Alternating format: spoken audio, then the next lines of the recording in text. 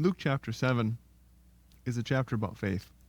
Now, faith, of course, is a important biblical concept, and some of you might be more at home with a basic definition, such that Hebrews 11 would provide, where faith is the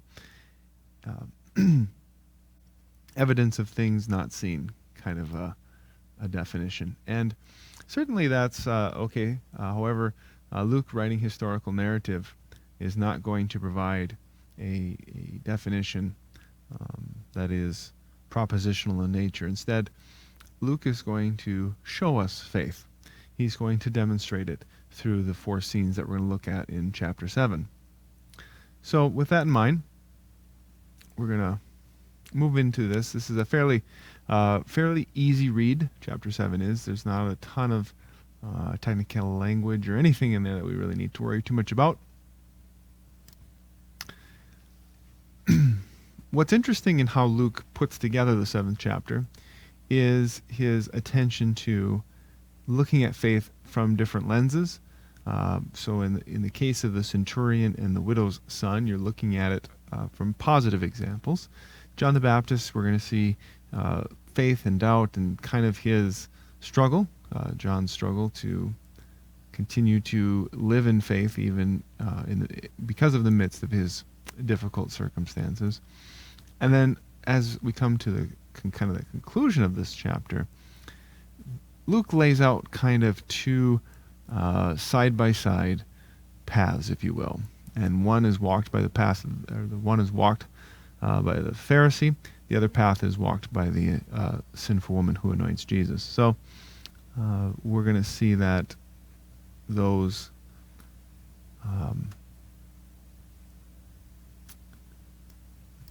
different trajectories, if you will, exist.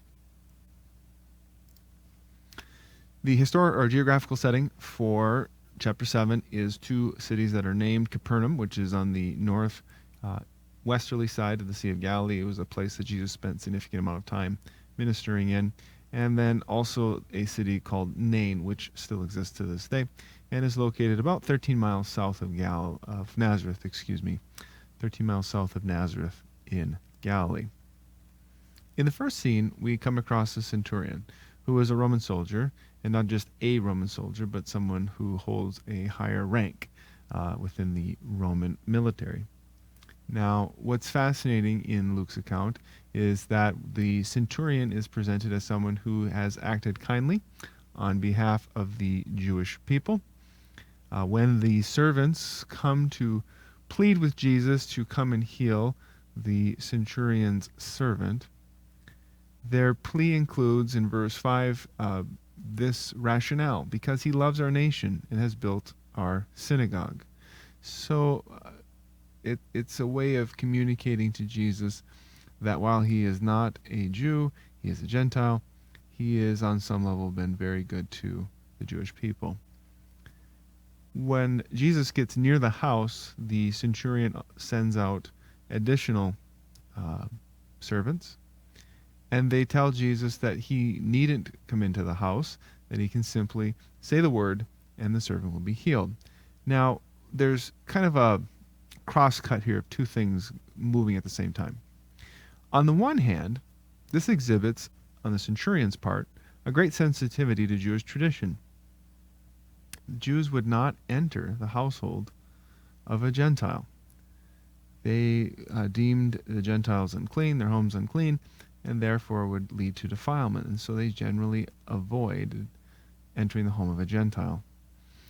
Also, though, it exhibits this kind of humble faith, that the man is willing to simply trust Jesus. Just in him speaking the word, that is enough, that's sufficient for the healing to occur. So this is faith. It's authentic, it's genuine, it's trusting Jesus. It's trusting Jesus for the good to be done to another. It is, if I can say it this way, sort of a blind faith. To our knowledge, the centurion and Jesus never actually come face to face.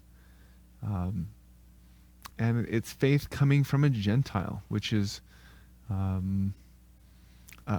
typical theme in Luke as he highlights Jesus' interaction with Gentiles, but on the whole would have been understood in the original time frame as highly unusual, because Jews and Gentiles generally tried to avoid each other at all costs and not associate.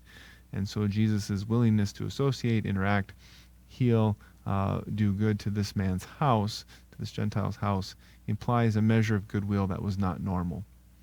And so it's faith that is sincere, and it's coming from what we would consider probably an unlikely source, from someone who actually never himself encountered Jesus or interacted directly with him, nor perhaps had any firsthand experience of Jesus' healings.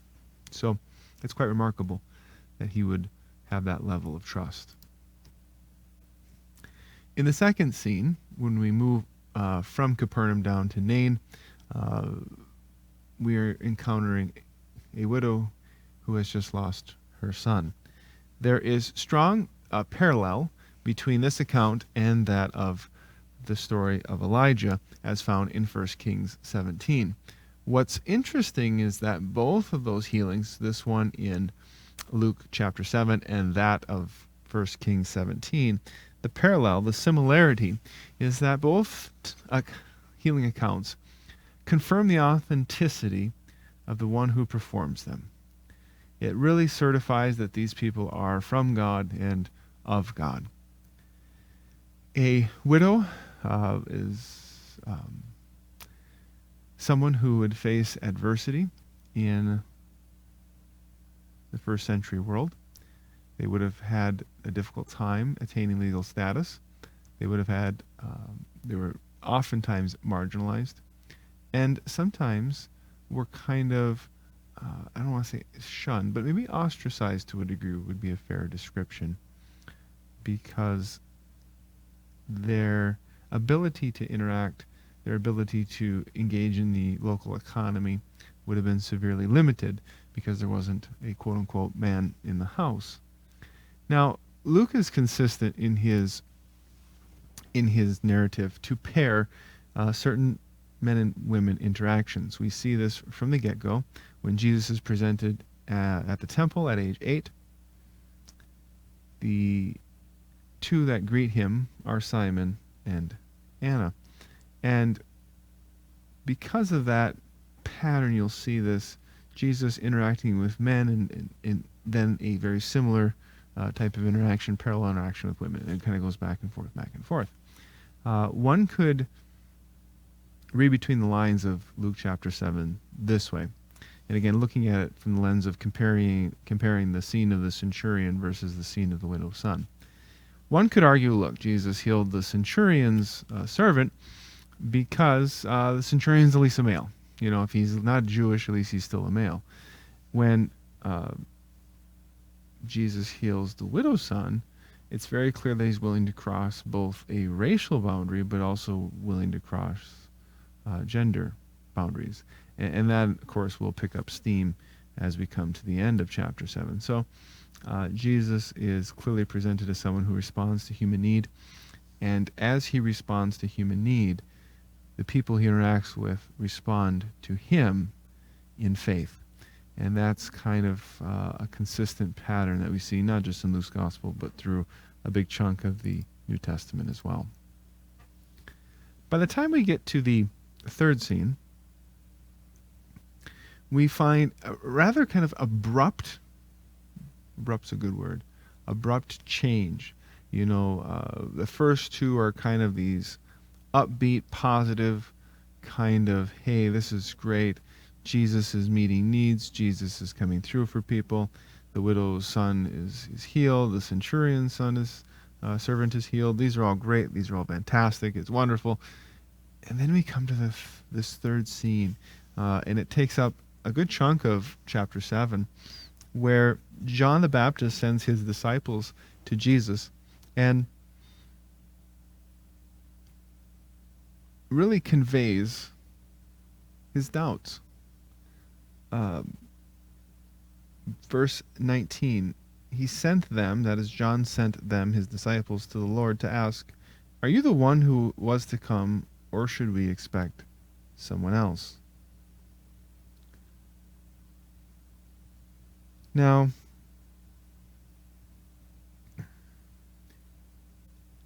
I want to be clear that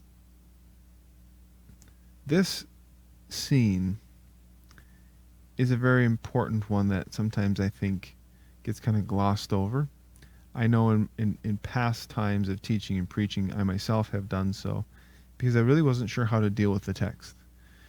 Because it kind of falls into the midst of the ministry and time of Jesus, and it kind of hits like a lead balloon. You know, it's not upbeat, it's not positive, it's not affirming or encouraging. It's kind of showing this disappointment. It's showing unmet expectations, and those can be very difficult themes to address. And I want to approach it from a more broad perspective, and I'll come at it this way. One of the greatest relational killers is unmet expectations. Marriage counselors and others will tell you it's communication, and I would tend to think that they're wrong. The problem isn't that we can't speak to each other relationally. The problem really lies with the fact that the other person isn't coming through for us in ways we expected. And when you read John's words, are you the one who is to come, or should we expect someone else? Even the Greek carries with it the sense that there's disappointment here, a lot of disappointment. No doubt John expected, as most of the Jewish people did, a more political messianic figure, a more king in an overt sense, like David, who's going to come, throw off the Romans, establish and return Israel to its former glory. John being in prison just doesn't fit with that expectation. And so he's living with discouragement and disappointment. In all of our relationships, all of them, we are disappointed, and we disappoint others. And it is one of the most difficult pieces to relationship.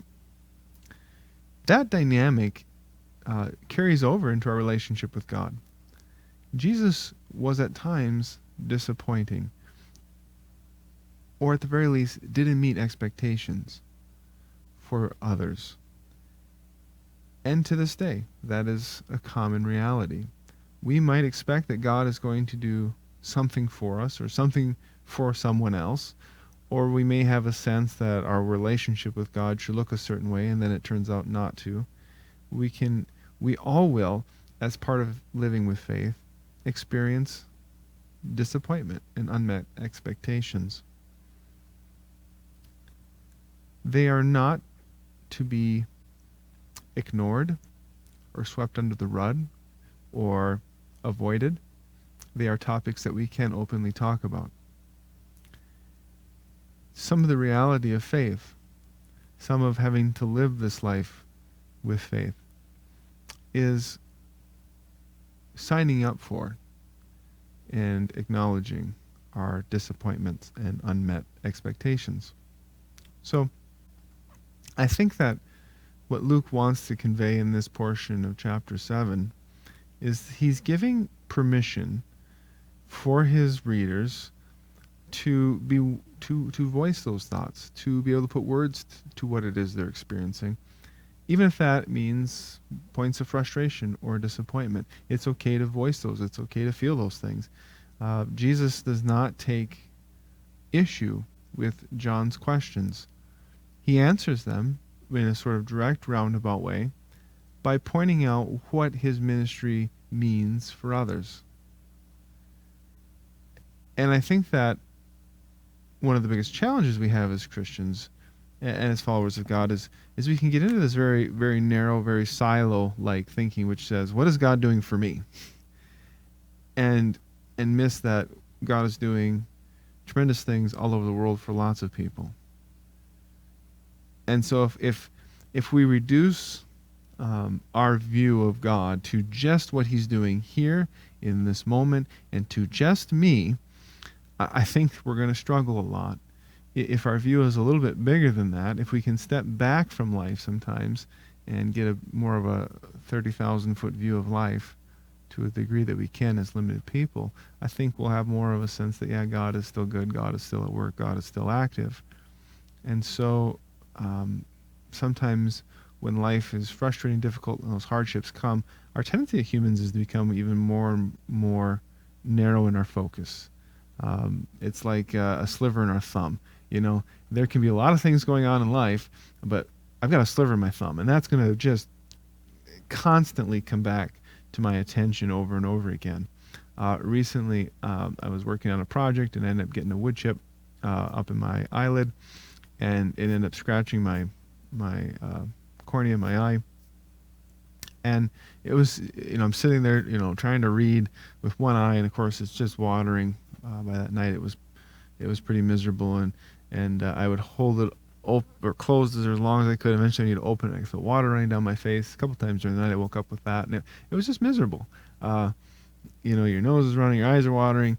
I looked like a mess. My eye was puffed up, and I found myself rehearsing Jesus' words over and over again in my head about the speck in your eye and the plank in someone else's. It's impossible to ignore a speck in your eye, like no matter how much you might try. And I was really trying hard because I had a bunch of reading I needed to get done. And so I'm just sitting there just straining, trying as hard as I can to ignore the fact that my eye is just hurting and driving me nuts and watering like crazy. And it's amazing how I almost got this like tunnel view of the world. Like the only thing I could think about was my eye. The only thing I think about was this very small set of circumstances I was up against. And unfortunately, in crisis, struggle, and difficulty and pain, that is our tendency as humans. Now, clearly it serves a preservation thing. It'd be really bad if I had something in my eye and I was totally oblivious to it and could go on for days, and all of a sudden now I've got a real issue with my eye. So it serves a very important function, and yet sometimes it can be very difficult to step back from that function that it's serving, that calling attention to whatever pain or ailment or whatever it is that's going on inside of us, to be able to give that a voice, but then step back from it and be able to say, okay, there's still more going on in the world than just this one thing. And again, I'm not trying to downplay the pain and hurt that John was experiencing or his disappointments. I'm simply getting at this idea that faith entails walking through seasons of discouragement, seasons of disappointment, and our unmet expectations.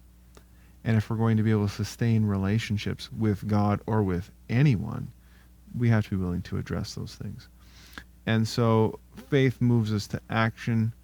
Faith also carries us through seasons of discouragement and disappointment. And I really think that's why Luke posits this scene in chapter 7 in this portion of the narrative. Moving now to the last scene. This one I love. A couple thoughts. I need to make sure I do my biblical exegesis piece here before I get too far into this. On the exegesis side, the reading of the text side, a couple thoughts. First one, and this is really about clearing up some misnomers. There is a parallel to this account, and it is found in, I believe, Matthew and Mark, where Jesus is anointed close to the time of his death. And some people read this as the same account as that account. And I really am one of the people, and I think most scholars lean this direction. I tend to think that they're two separate, totally different accounts. For one, in this account, the woman anoints his feet and kisses his feet and so forth. In the other one, she anoints his head. This one seems to occur with a long time before Jesus sets out for Jerusalem, whereas in the other account, it is very clear that his death is imminent, soon. It's on the horizon. So I don't think they're the same account, and I think that really allows the text to stand on its own 2 feet, and it doesn't serve the purpose of portraying the crucifixion and the coming passion. That's not what Luke is moving towards right now in chapter 7. That's not his point in writing this account. The second thing is that some people have associated this woman with Mary Magdalene. Now, Magdala was a city along the Sea of Galilee. Mary came from Magdala, hence she's called a Magdalene or Magdalene. And she is mentioned in Luke chapter 8 down in verse 2. And she is a woman whom evil spirits and diseases and so forth were cast out. And so she would definitely fit the description of a quote-unquote sinful woman. However, Luke doesn't name her in the 7th chapter as Mary Magdalene. In fact, I believe it was Pope Gregory who gave a sermon once, a homily, and said that the woman was Mary Magdalene, and for several hundred years the Catholic Church kind of taught that. However, the text never really specifies, and so I think we're going out on a limb to just willy-nilly and arbitrarily attach that definition or that name to this person. So I really think it's a separate account. I really think it should stand on its own 2 feet, and I have no reason to believe that this woman is Mary Magdalene. I can't rule it out, but there's no reason to affirm that idea. And when Jesus comes into the house of the Pharisee, she arrives. Her reputation precedes her, and it's not a good one. And so from the portrait Luke is painting, you have the Pharisee, who's the hoity-toity, law-abiding, upright citizen, blah, blah, blah, and this woman who has a rather sordid past. Now, we could reasonably conclude that she is perhaps a prostitute. That's a likely scenario. And so we have to think about this again in historical setting. You have Pharisee, righteous of righteous, very upright, very moral, very conservative in views and in life and in behavior and conduct, and someone who's probably a prostitute. So those are pretty dynamically opposed life circumstances. But what's fascinating for Luke, what interests Luke, is faith. It's not who they are or what are their reputations. It's what do they believe about Jesus, because that's really what matters. That transcends all other things. That's the $1,000,000 question, if you will. And so Luke goes out of his way to say, here you have the Pharisee, here you have the sinful woman, and it's the sinful woman who's on the right track. So much as when it comes to faith being the question we're asking. It's not unlike going to a doctor, and you want to know that your doctor went to medical school. If your doctor changes the oil in his car, probably doesn't interest you very much. If your doctor can juggle, great, probably doesn't interest you very much. You don't want to know if he or she is very apropos of fashion and dresses well. Who cares? You want to know that your doctor, that he or she went to medical school, that he or she graduated, that he or she is competent in their profession. That's what you want to know. And for Luke, it's like, we don't care that this woman is a prostitute. We don't care that this guy is a Pharisee. That really doesn't matter. The question is, where are they in terms of faith? And that becomes the singular focus again in chapter 7, because Luke is pointing out that's what matters. That's what's important. And you see that come across in this narrative. So, she stood behind him at his feet, wiping his feet with her tears and drying them with her hair. She kissed them. She pours perfume on them. Notice the response in 39. When the Pharisee who had invited him saw this, he said to himself, if this man were a prophet, he would know who is touching him and what kind of woman she is, and she is a sinner. Now, a couple thoughts here, and I'm going to try to put these together shortly and quickly. First one, this is a tremendous social taboo. A Jewish man generally would never be touched in public by anyone, let alone a woman, let alone somebody he wasn't married to. Public affections, public displays of affection were very much shunned in Jewish culture. Just today I got my hair cut this morning, and I think it's funny. Every time I do, I always think it's weird someone's touching my head.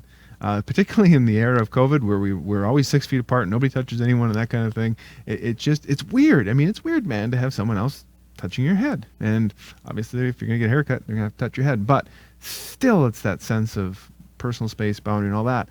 For Jesus to be touched here by the sinful woman, even if, you take the traditional foot washing kind of a thing, you put the water underneath you put a basin underneath their feet, you douse their feet with water, you call it good, you maybe towel dry a little, but this woman is direct contact, her hands, her hair, her tears touching Jesus.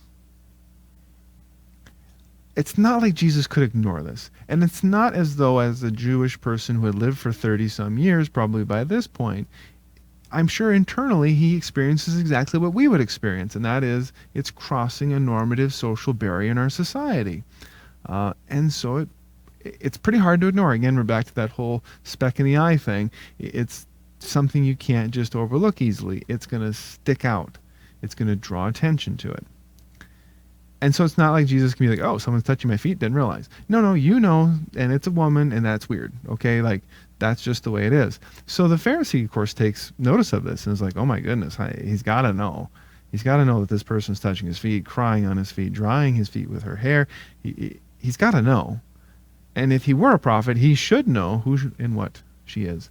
What's fascinating in Luke's account, and this is the second thing I wanted to get to, is that often and frequently the Jesus discerning, reading people's thought and intention generally comes back to calling them out on their issues, their sinfulness. And so Jesus is very perceptive at this, whether it's an omniscient God thing or just a clear spiritual gift of discernment kind of thing. I don't want to wade down to the weeds of that discussion, but the point in Luke is that it consistently comes back to Jesus getting at the sinfulness of the heart. And so Jesus answered him, Simon, I have something to tell you. Teacher, tell me, teacher, he said, this is verse 40 into 41. 2 men owned a certain moneylender. One owed him 500 denarii, that's 500 days worth of wages, and the other 50. So 500, you're talking about a year and a half, or thereabouts of wages. The other one, about a month's wage. The difference between owing someone like $4,000 and owing them, say, $100,000. Big diff. Neither of them had the money to pay back, so he canceled the debt. Which of them would love them more?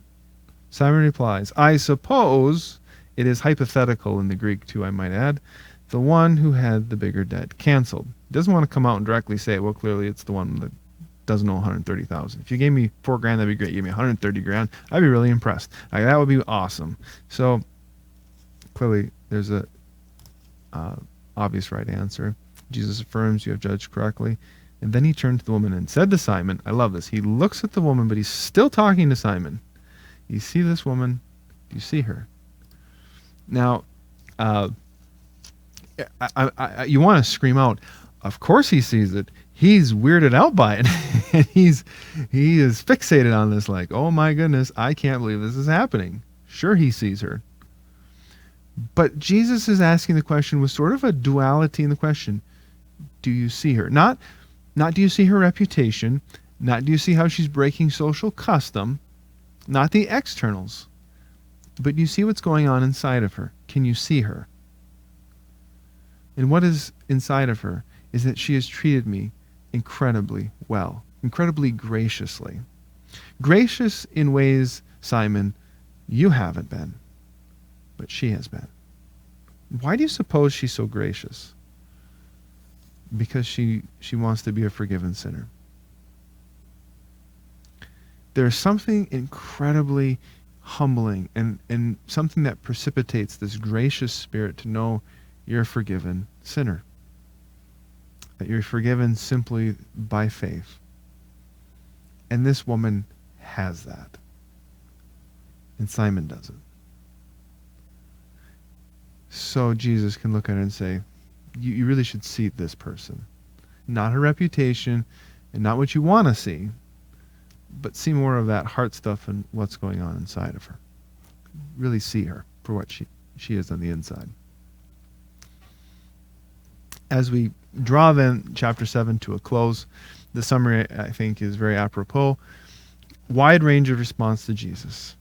The centurion, very positive response. The widow, very positive. John, very mixed, very much dealing with disappointment and unmet expectations. And now we have the response at the end of the Pharisee and the anointed woman. Totally polar opposite. Totally polar opposite. And yet the common thread that Luke is working at is the importance of faith. So what is faith? Faith is belief in things unseen. But faith is the kind of faith that invites Jesus to come close. It's the kind of faith that trusts in his goodness. It's the kind of faith that is willing to acknowledge disappointments or unmet expectations. Those are all within the realm of biblical faith. And so Luke gives us in these scenes this incredibly broad, beautiful definition to work with.